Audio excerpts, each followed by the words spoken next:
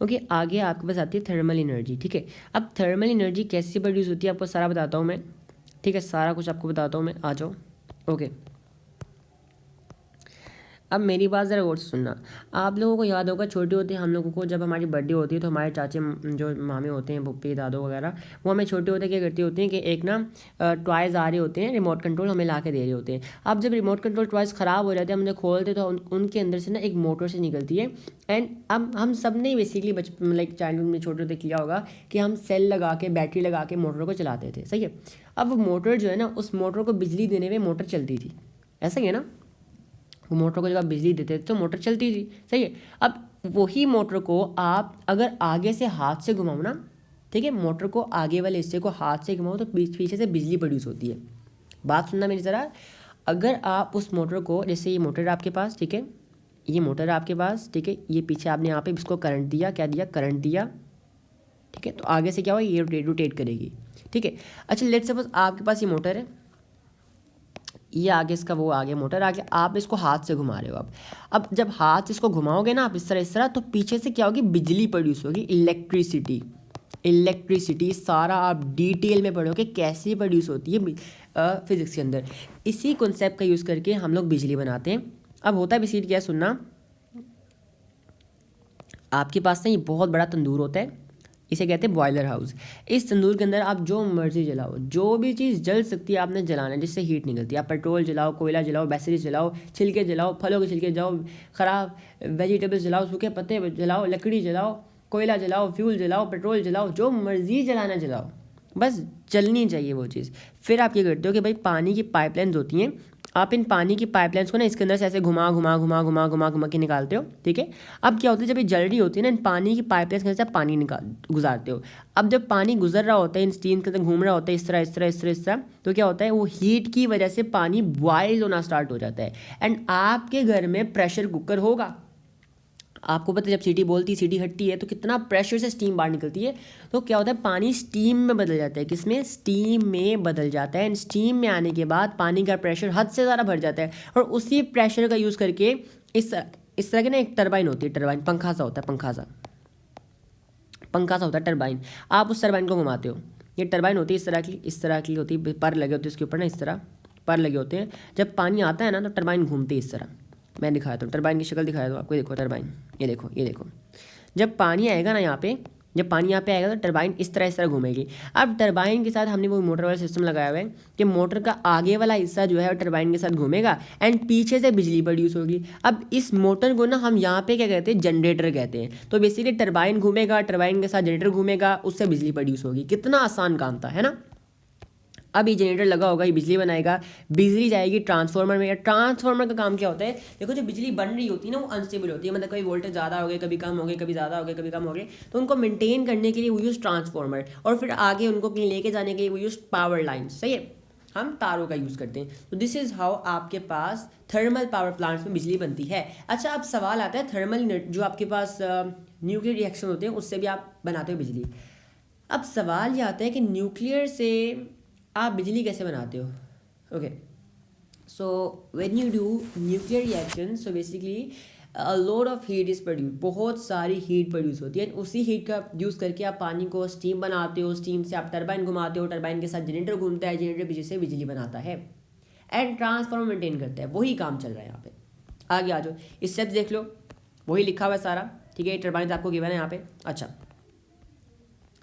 अब आ जाओ, आपके पास आ जाते हैं, कहाँ गया, हाँ, एच ई पी। अच्छा, अब बेसिकली ओके, अब एक मैनेजमेंट आपको याद हो जो कि इलेक्ट्रिसिटी जनरेशन के लिए रिस्पॉन्सिबल है। आप सबको पता है वापडा वाले, सबसे करप्ट इदारे का जब नाम आता है तो वापडा ही हमारे दिमाग में आता है, वापडा वापडा वापडा। सही है, okay. Now H E P आप कहते हो हाइड्रो इलेक्ट्रिक पावर। अब हाइड्रो इलेक्ट्रिक पावर क्या होती है, आपके पूरे घर में जो बिजली चल रही है वो कहाँ से आ रही है, वो पानी से बिजली बनाई जा रही है। अब पानी से बिजली बनती है, भाई पानी से बिजली कैसे बनती है बताता हूँ। ओके, वही सारा सीन है, सेम वही सीन है। सुनना, आपके पास सिंपली होता ये है कि बहुत बड़ा डैम होता है आपके पास, ये डैम के अंदर बहुत सारा पानी होता है। आप डैम के बिल्कुल नीचे से एक छोटी सी टनल पाइप निकालते हो, अब जो पानी नीचे होता है बड़ा प्रेशर होता है उसके अंदर। अब आपके टैप्स के अंदर प्रेशर आ रहा होता है ना, आप खुद सोचो कि भाई अगर टैंकी की जगह पूरा डैम रख दो आप एंड फिर पाइप लगाओ, कितना ज़्यादा प्रेशर आएगा। आप वीडियो में देखना जाके, यूट्यूब पे इतनी वीडियोस मिल जाती है इसमें डैम खोलते इतना ज़्यादा प्रेशर आता है, और वही प्रेशर वाला पानी आप बारीक बारीक टनल से गुजारते हो एंड वो ले जाके आप उसे टरबाइन घुमाते हो। आप ये करते हो, डैम के बिल्कुल नीचे पाइप निकालते हो, उस पाइप से पानी ला के आप टरबाइन को घुमाते हो। अब टरबाइन जो है इतना पानी का प्रेशर होता है कि टरबाइन घूमने लग जाती है, और फिर टरबाइन के साथ आपको पता है जनरेटर घूमता है, और जनरेटर आपका बिजली बनाता है एंड ट्रांसफॉर्मर्स बिजली को मेंटेन करता है। स्टेप नंबर 1 क्या करोगे, आप पानी को बारीक पाइपलाइन से गुजारोगे। स्टेप नंबर 2, पानी यूज़ होगा टरबाइन को घुमाने में। स्टेप नंबर 3, टरबाइन के साथ जनरेटर घूमेगा। एंड स्टेप नंबर 4, जनरेटर आपका बिजली बनाएगा। एंड स्टेप नंबर 5, ट्रांसफॉर्मर उससे आपका बिजली को मेंटेन करेगा। कितना आसान था। हर एग्जाम्पल में बेसिकली हो यही रहा होता है। अब एक और क्वेश्चन आया हुआ है कि भाई HEP सस्ती क्यों है? क्योंकि पानी इज़ रीन्यूएबल, है ना। पानी बहुत है हमारे पास, जितना मर्जी यूज़ करो, सही है, जितना मर्जी यूज़ करो एंड वी कैन यूज इस ओवर एंड ओवर अगेन। जैसे ये पानी यहाँ से गुजरा, इसको घुमाया, चला गया बाहर, रिवर में चला गया, रिवर से ला के फिर डैम में डाल देंगे इसको, है ना, फिर डैम में डाल देंगे, तो पानी can be use over and over again. सही है, आगे आ जाओ। Now what are the advantages and disadvantages of using HEP। फ़ायदे क्या हैं भाई? बहुत सस्ती है, अच्छी सोर्स बनती, मतलब बिजली बनती है। इन्वायरमेंटल फ्रेंडली, मतलब कोई ग्रीन हाउस गैसेज नहीं बनती इससे। कैन बी यूज़ इंसिस्टेंटली, बार बार हम यूज़ कर सकते हैं इसको, पानी को बार बार यूज़ कर सकते हैं। रनिंग कॉस्ट कम है भाई, मतलब इतने मेंटेनेंस कॉस्ट नहीं, खर्चे कम आते हैं इसके। और इसके अलावा भाई सेफेस्ट वे है इलेक्ट्रिसिटी बनाने का, और रिलायबल भी है। अच्छा, अब क्या होता है, डैम्स को बनाने में इनिशियल कॉस्ट बहुत ज़्यादा आती है, बहुत ज़्यादा आती है। डैम्स बनाने के लिए बहुत बड़ा खर्चा आता है। फिर मेंटेनेंस कॉस्ट ज़्यादा होती है, ठीक है। मेंटेनेंस कॉस्ट ज़्यादा, मतलब मेंटेन का मतलब ये कि कोई मसला हो जाए इसके अंदर, क्योंकि हर साल आपको दीवार रिपेयर करनी पड़ती है, जो आपने बनाया होता है उसको रिपेयर करना पड़ता है, पक्का करना पड़ता है, वरना कच्चा हो जाएगा, दीवार टूट जाएगी। ऐसा ही है ना भाई। अगर टेक्निकल और स्किल्ड टेक्निकल इश्यूज़ आ रहे हैं तो हमारे पास टेक्निकल स्किल्ड वर्कर्स अवेलेबल ही नहीं है, अवेलेबल नहीं है।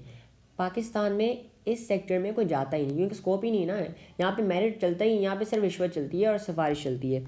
इसके अलावा भाई देखो, आपके पास सिल्टेशन का बड़ा नुकसान है।